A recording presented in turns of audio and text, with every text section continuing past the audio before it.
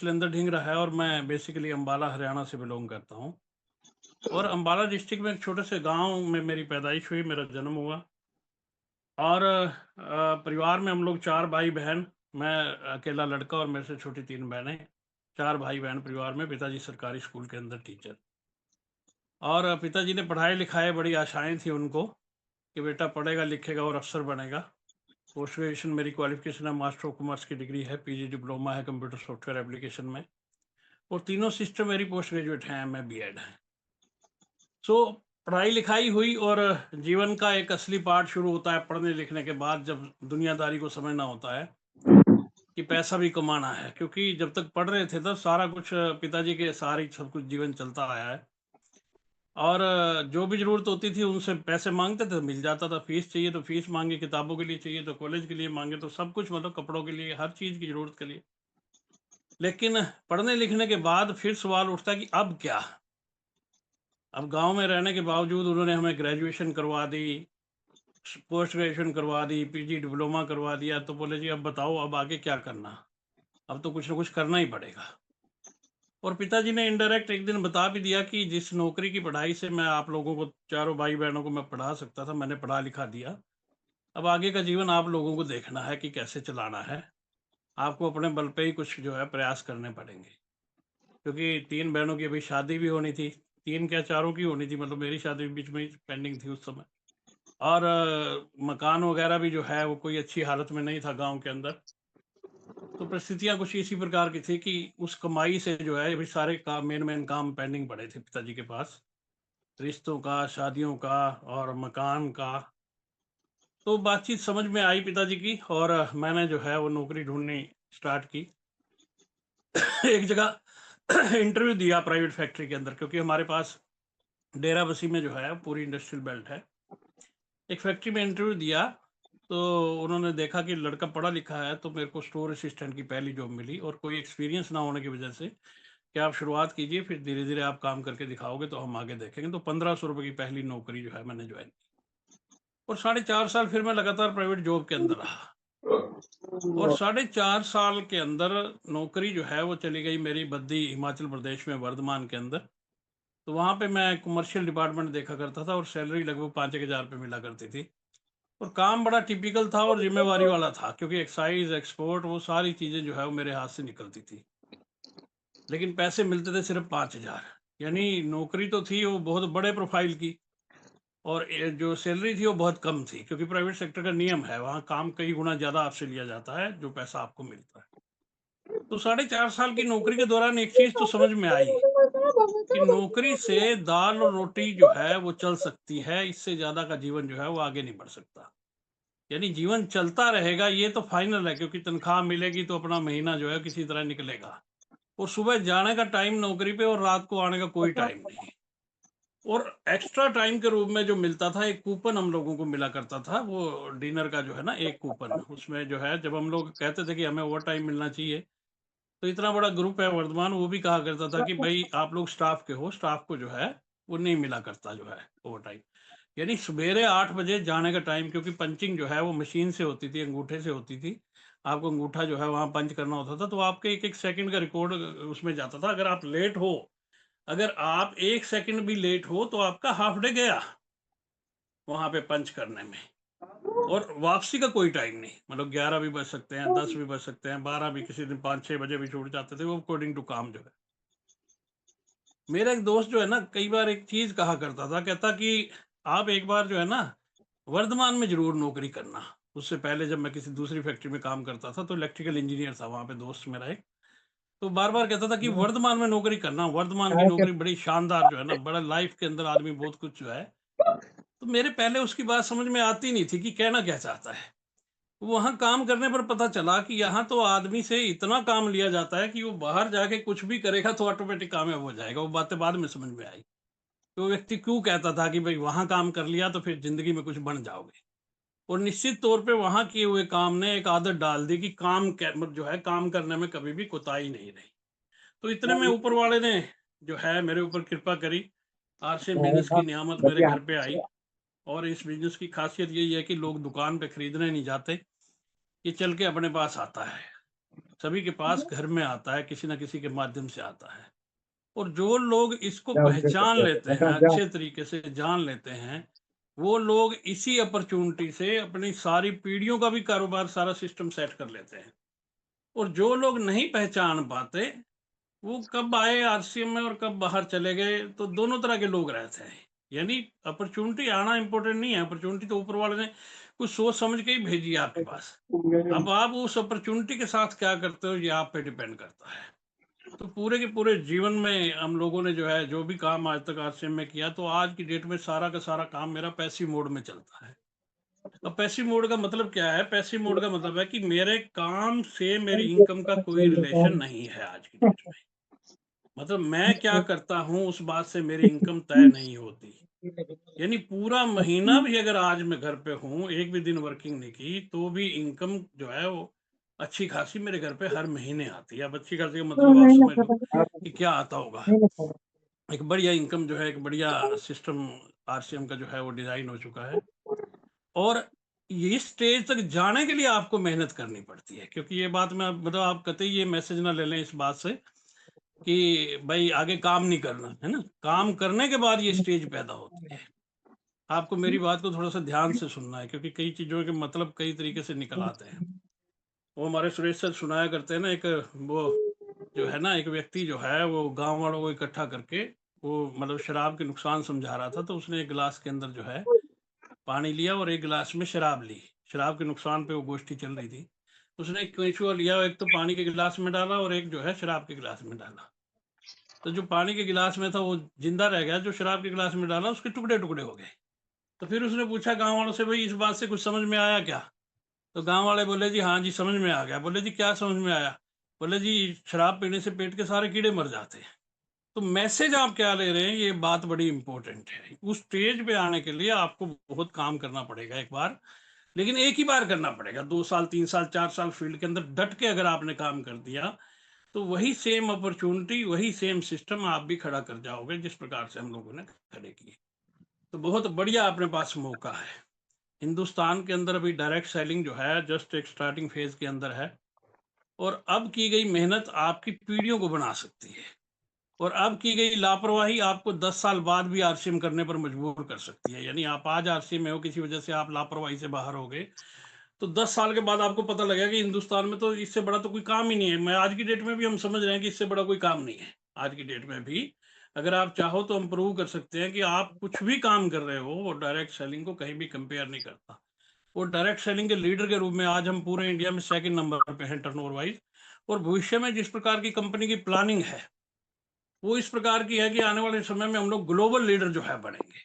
इस प्रकार की कार्रवाइयाँ, इस प्रकार की तैयारियां कंपनी डे बाय डे जो है वो अपने कदम बढ़ा रही है। आपको बहुत जल्दी जो है वो सारी चीज़ें सुनने को मिलेंगी, और सारी चीज़ें आप देख पाओगे अपने लाइफ टाइम के अंदर कि कितने कंट्रीज के अंदर आप ही का व्यापार चला जाएगा। मतलब आप नहीं भी भेजना चाहोगे ना, तो भी चला जाएगा। लेकिन उसके लिए तैयारी उस स्थिति के लिए आपको अभी से करनी पड़ेगी। अगर तो सारा काम बहुत अच्छे तरीके से आपका बढ़ जाएगा और ग्लोबली आपका नाम जा सकता है। यानी आप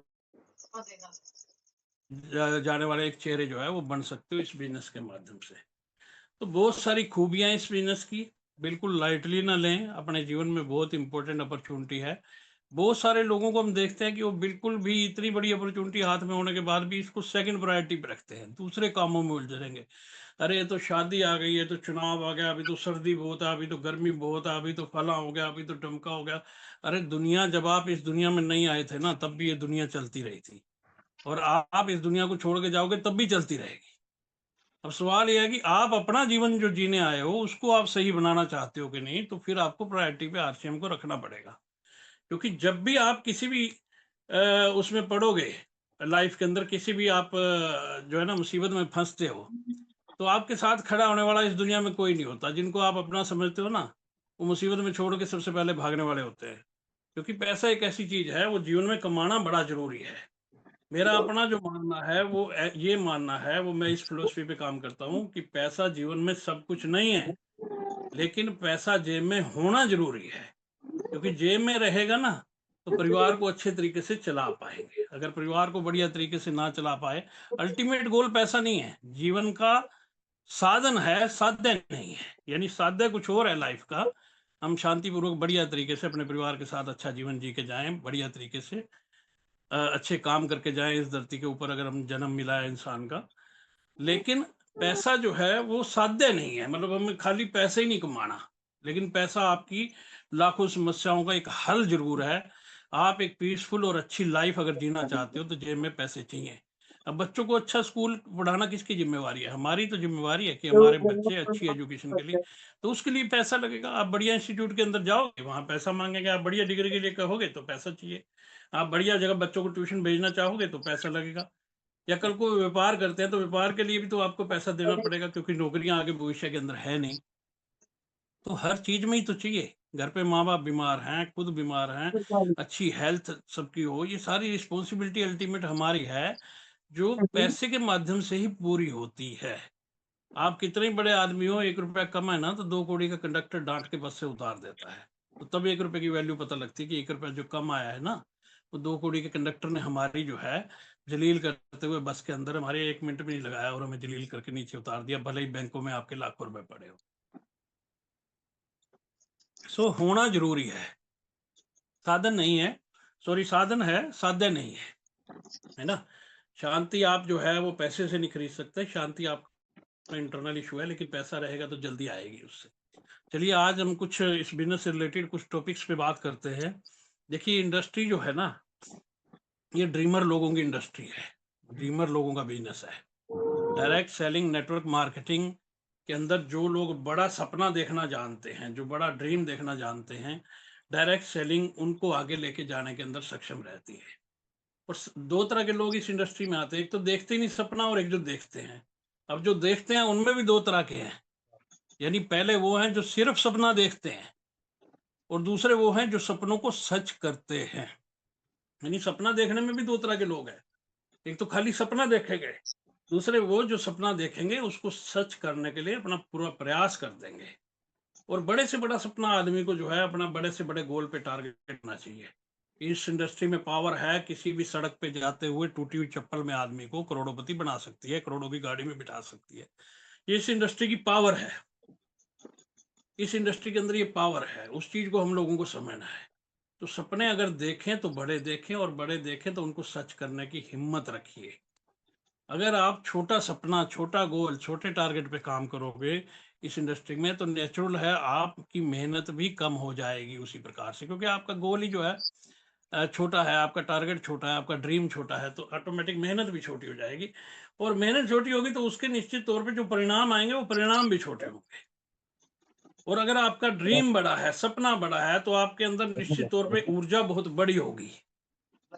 आप सपना वो देखिए जो आपके शरीर के खड़े कर दे।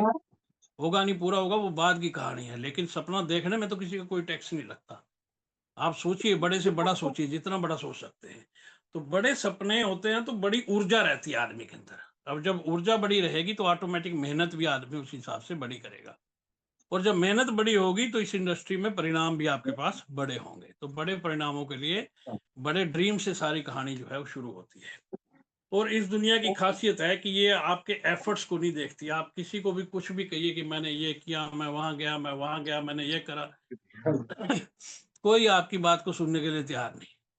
इस इंडस्ट्री की एक खासियत है कि ये इंडस्ट्री सिर्फ परिणामों को मानती है। आपके कंप्यूटर क्या बोलता है सिर्फ उसी बात को समझती है। अदरवाइज आप क्या बोलते हो, क्या नहीं बोलते, यहाँ कोई मायने नहीं है उस चीज के। आपके रिजल्ट्स क्या हैं? दुनिया आपके प्रयासों को नहीं, आपके नतीजों को सलाम करती है। तो नतीजे के साथ जोड़ के, अपने प्रयासों को नतीजे के साथ जोड़िए। चाहे भले ही आप छोटे सपने पे अभी छोटे से स्टेप बाय स्टेप भी बढ़ेंगे ना, तो भी आप रिजल्ट्स के अंदर कन्वर्ट करते जाइए अपनी हर चीज को।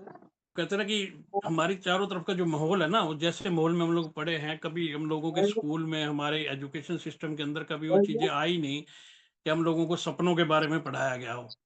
हम लोगों को तो जो चीजें पढ़ाइयों में पढ़ाई गई वो प्रैक्टिकली कहीं लाइफ के अंदर काम आई नहीं।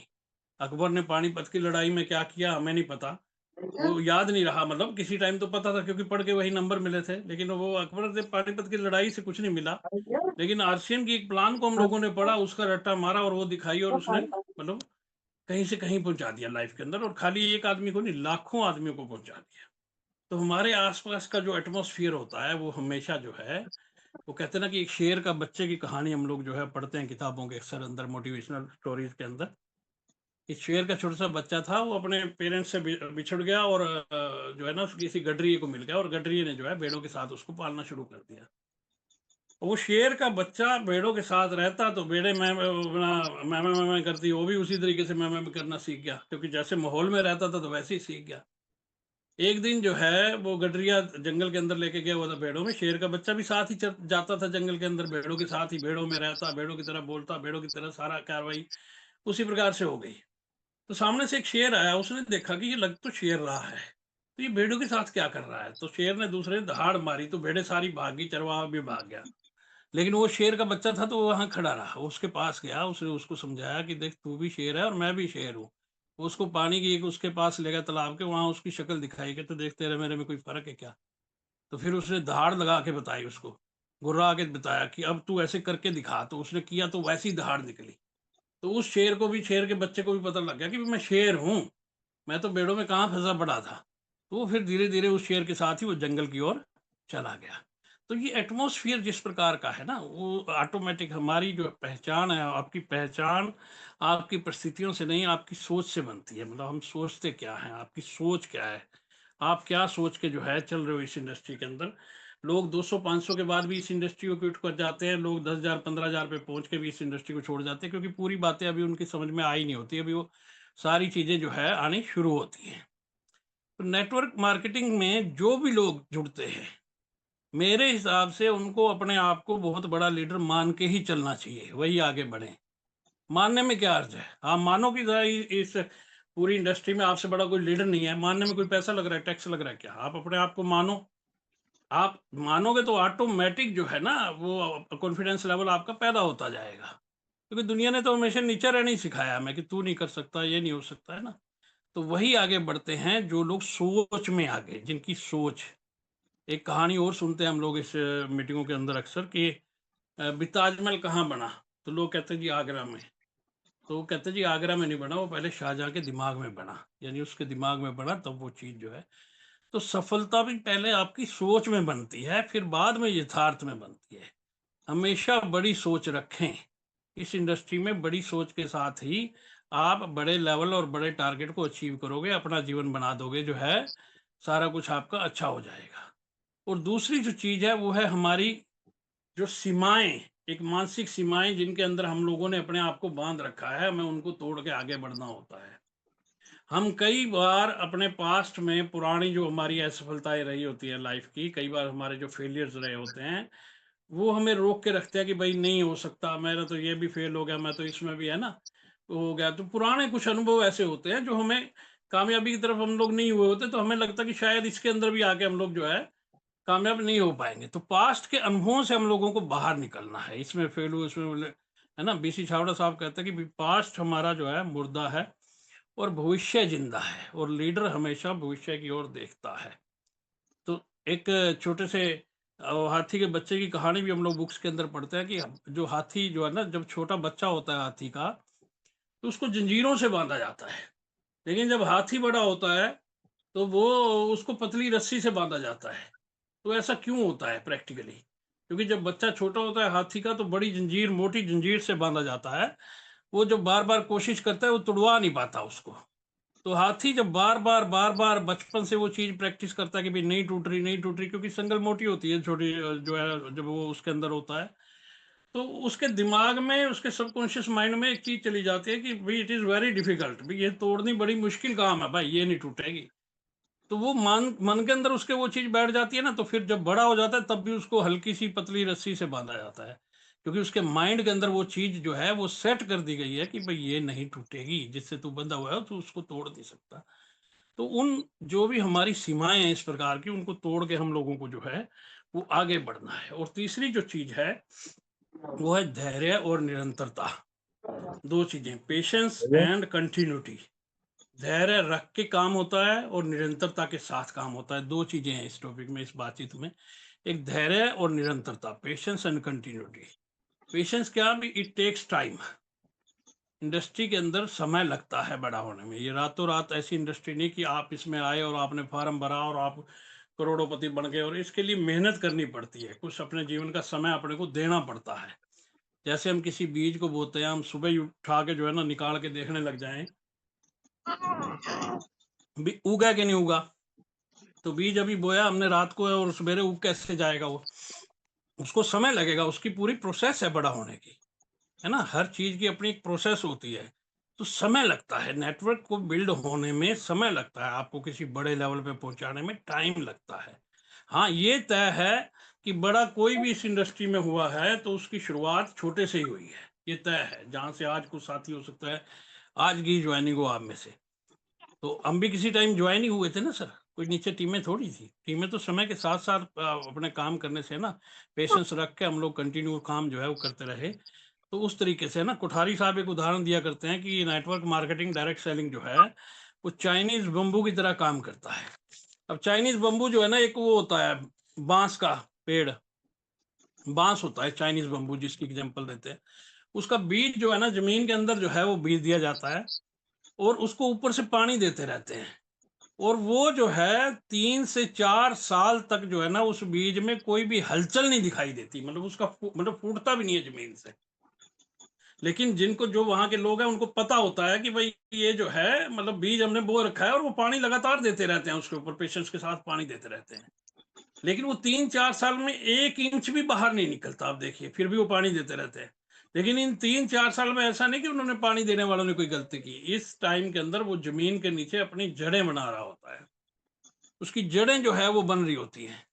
और कहते हैं कि कुछ समय के बाद, फिर 3-4 साल के बाद एक ऐसा समय आ जाता है कि कुछ हफ्तों के अंदर वो चाइनीज बम्बू सैकड़ों फीट हाइट पकड़ जाता है, यानी इतनी तेजी से बढ़ता है कि आप अगर उसके मतलब कान साथ में लगा दो तो आप उसके बढ़ने की जो है ना आवाज सुन सकते हो, मतलब इतनी फास्ट बढ़ता है कि कान साथ में लगा हुआ है तो आप महसूस कर पा रहे हो कि ये बढ़ रहा है चाइनीज बम्बू। और यही काम नेटवर्क मार्केटिंग के अंदर होता है। शुरुआती दौर के अंदर बहुत सारे लोग आपको नेगेटिव करेंगे, बहुत सारे लोग कहेंगे कुछ नहीं होता, ऐसी कंपनियों के अंदर मैंने भी करके देखी थी। वो ऐसे लोग करते हैं जिन्होंने काम किया नहीं होता इस इंडस्ट्री के अंदर, इस इंडस्ट्री को समझा नहीं होता, इस इंडस्ट्री में मेहनत नहीं की होती। जिसने करे ही कुछ नहीं तो कैसे वो चीज उसको जो है वो फल देगी। लोग आपको समझाएंगे, शुरुआती दौर में हमें भी बहुत समझाते थे लोग, अपने घर वाले भी ऐसे ही समझाते थे, मतलब अपने रिश्तेदार अपने जानकार कि कहाँ फंस रहा है भाई, ये काम नहीं हुआ करते, आप टाइम खराब कर रहे हो, वो सारी चीजें होंगी। लेकिन इस इंडस्ट्री में लगातार कंटिन्यू काम करने से बड़ी सफलता मिलती है, कंटिन्यू काम करने से। देखिए, 2 सही आदमियों से इस इंडस्ट्री में आदमी करोड़ोंपति बनता है। और करोड़ोंपति भी क्यों बनता है आदमी इस इंडस्ट्री में, अरबपति भी बनता है। और अरबपति भी क्यों बनता है आदमी इस इंडस्ट्री में, खरबपति भी बनता है। आप बिल ब्रिट जी की स्टोरी जाके जो है वो आप यूट्यूब पे सर्च करना, एमवे में, ब्रिट वर्ल्ड वाइड जिन्होंने जो स्थापना की थी, जो एमवे के बैकग्राउंड से कुछ साथी होंगे तो जान रहे होंगे मेरी बात को। वो व्यक्ति जब अभी 2013 में उनसे जो है मतलब डेथ हुई, तो वो व्यक्ति खरबोपति था उस समय, खरबों रुपए कमाए सर, खरबों रुपए। मतलब आप सोच के देखिए कि कितना रुपया इस इंडस्ट्री ने दिया। हम तो 2, 4, 5, 10 लाख 20 लाख के अंदर ही जो है हम तो मतलब दिमाग जो है, ये बहुत बड़ी इंडस्ट्री है। अभी तो जो है ना ये इंडस्ट्री सही तरीके से स्टार्ट भी नहीं हो पाई इंडिया में। मतलब आप अगर किसी से ऐसी बात करोगे ना, वो आपको लोग पागल बताने लगेंगे, साला पागल हो गया, मतलब अरबोपति और खरबोपति और करोड़ोपति और पता नहीं क्या क्या पति की बात करता है। तो ये सारे पेशेंस के साथ आप लगे रहिए इस इंडस्ट्री के अंदर, ये इंडस्ट्री आपको कहीं भी ले जाने की क्षमता रखती है। और एक दिन के अंदर जो है ना कोई भी आदमी सैर करे तो सैर करने से वो पतला नहीं हो सकता। और एक दिन के अंदर कोई भी पतला आदमी एक दिन रज के खा ले, खाना खा ले, तो एक दिन के अंदर उसका वजन नहीं बढ़ सकता, मोटा नहीं हो सकता। और एक दिन के अंदर जिम चला जाए, तो जिम चला जाने से एक दिन के अंदर उसके जो है वो मसल जो है या पावरफुल बॉडी जो है उस प्रकार की नहीं बन पाएगी जैसी वो चाहता है। आप काम किस चीज के लिए कर रहे हो? आप काम कर रहे हो दुनिया की सबसे नायाब चीज के लिए। आप याद रखो, पिन तो एक बहाना है, पिन तो एक बहाना है, असली मकसद तो जीवन में आर्थिक आजादी को पाना है, financial freedom, time freedom, money freedom and security. जब ये तीनों चीजें मिलके अपने जीवन में आती है ना नेटवर्क मार्केटिंग के थ्रू, ये दुनिया की सबसे नायाब चीज आपके हाथ में लग जाती है। तो इतनी नायाब चीज को हासिल करने के लिए जो दुनिया में किसी के पास ना हो, मतलब टाइम भी फ्री हो आदमी, है ना, मतलब मनी फ्रीडम, और सिक्योरिटी, पैसा बार बार भी आए और सारा सिस्टम मतलब एक जो है उस तरीके का बन जाए। फाइनेंशियल फ्रीडम, जब ये तीनों चीजें लाइफ में इकट्ठी आती हैं तो इसको आर्थिक आजादी कहा जाता है। और इस दुनिया का सबसे पावरफुल शब्द है आर्थिक आजादी। इस दुनिया का सबसे most powerful word that is financial freedom, जो हमें नेटवर्क मार्केटिंग से मिलती है। अब इतनी बड़ी चीज को हमें पाना है लाइफ के अंदर तो थोड़ा टाइम लगता है। आपको एक मकान बनाना है और एक महल बनाना है, दोनों में फर्क है। मकान जल्दी बनेंगे, महल बनने में समय लगता है। आपको एक 2 बेडरूम सेट बनाना है और एक बुर्ज खलीफा बनाना है, दोनों में समय लगता है। बुर्ज खलीफा में समय तो जरूर लग रहा है, लेकिन पूरे वर्ल्ड के अंदर भी बुर्ज खलीफा ही दिखता है, ऊपर से जाते हुए भी बुर्ज खलीफा ही दिखता है। फिर तो समय लगता है। आप पेशेंस के साथ जो है, कंटिन्यूटी के साथ पेशेंस रख के लगातार लगे रहिए, किसी की बातों में ना आइए। बहुत सारे लोग इस इंडस्ट्री के अंदर ऐसे होंगे आपकी डाउनलाइन में जो आपको नेगेटिव करेंगे। बहुत सारे व्यक्ति आपकी क्रॉस लाइन में ऐसे होंगे जो आपको बार बार नेगेटिव करेंगे। बहुत सारे लोग आपकी अपलाइन में भी ऐसे होंगे जो उल्टा सीधा बता के आपको नेगेटिव करेंगे, ये तो ऐसे वैसे। आप अपने गोल पे, टारगेट पे फोकस रखिए। और बीसी छाबड़ा साहब कहा करते हैं कि which you focus that in large. आप जिस चीज पे अपना फोकस बना के चलोगे ना, निश्चित तौर पे आप पाओगे। आप जो है इतनी शानदार अपॉर्चुनिटी अपने हाथ में है तो अपने को कमाना ही चाहिए, परिवार के लिए बड़ा कुछ करना ही चाहिए। कुछ करना ही चाहिए। जब लाइफ मिली है 84 लाख योनियों के बाद, परमात्मा ने जन्म दिया है, याद रखिए परमात्मा को भी आप तभी याद कर पाओगे जब पेट भरा हुआ है। अगर पेट में अगर पूरी मतलब वो नहीं है ना, तो ऑटोमेटिक जो है वो फिर मतलब उसका वो भी नहीं हो पाता। और एक चीज और कहना चाहूंगा कि टीम की ताकत के साथ करिए काम। टीम की ताकत बहुत बड़ी ताकत होती है। असली ताकत जो है वो टीम वर्क के अंदर होती है। बहुत सारे लीडर मैं बकरी की तरह जो है लगे रहेंगे। तो सिस्टम को पकड़िए सर, सिस्टम इज पावरफुल। मैं पावरफुल नहीं हूं। अपने साथ जोड़ने के बजाय टीम को सिस्टम से जोड़िए। ये जो इवनिंग मेरेकल है ना, ये भी एक सिस्टम है। आप इनसे जोड़िए। गुरुकुल एक सिस्टम है, उससे जोड़िए, इन चीजों से जोड़िए। जो जितने भी हमारे जो है ट्रेनिंग मीटिंग्स होती हैं, फिजिकल मीटिंग होती हैं, मैं कहीं नहीं लेके जाएगी सर। सिस्टम आपको बहुत दूर तक लेके जाएगा। एक आदमी अकेला बहुत दूर तक नहीं जा सकता, लेकिन एक टीम पूरी दुनिया को बदल के रख सकती है। तो टीम में ताकत होती है, टीम के साथ चलिए। Team work always wins. और लास्ट में एक ही चीज कहूंगा दोस्तों, कि हार मत मानिए। कोई भी परिस्थिति हो, आपको हारना नहीं है। लगातार अपने फोकस को हिलने नहीं देना और अपने फोकस के लिए आप पूरा फोकस बना के अपने काम पे काम करते रहना है। एक कहानी शिवखेड़ा साहब की बुक के अंदर है। एक सन्यासी था, वो जब भी नाचता था तो बारिश होती थी। तो पत्रकार उसका इंटरव्यू लेने गए कि ऐसा क्या कमाल है आपके अंदर कि आप जब भी नाचते हो तो बारिश होती है। तो उसने कहा कि इसमें कोई कमाल नहीं है, मैं तब तक लगातार नाचता हूँ कि जब तक बारिश नहीं हो जाती। आप तब तक लगातार इस इंडस्ट्री में बिना किसी इधर उधर ऊपर नीचे दाएं बाएं सुने, आप बिल्कुल अपने टारगेट पे फोकस रहिए। जो चीज आपकी समझ में आ रही हो किसी की भी, उसको करिए। जो चीज आपको लग रही हो अटपटी, तो हट जाइए साइड में, कोई इशू नहीं है। और 7 फेरे जैसे हम लोग लेते हैं ना, तो 7 फेरे लगातार लीजिए। 7 फेरे हैं अपने उसके, क्या कहते हैं, वाइटल के। पहला फेरा बिगनर, दूसरा स्टार्टर, तीसरा opener, eagle, runner, winner, star. तो 7 फेरे आप पूरे अपने दम पे करने सीख जाओ, तो रॉयल्टी की दुल्हन आपको जो है वरमाला डालने के लिए बिल्कुल तैयार खड़ी है। तो चूके मत सर, 2026 में कुछ कमाल होना ही चाहिए। कुछ बहुत बड़ा नहीं तो रॉयल्टी तो आपकी कहीं जानी नहीं चाहिए। बहुत बहुत धन्यवाद सर।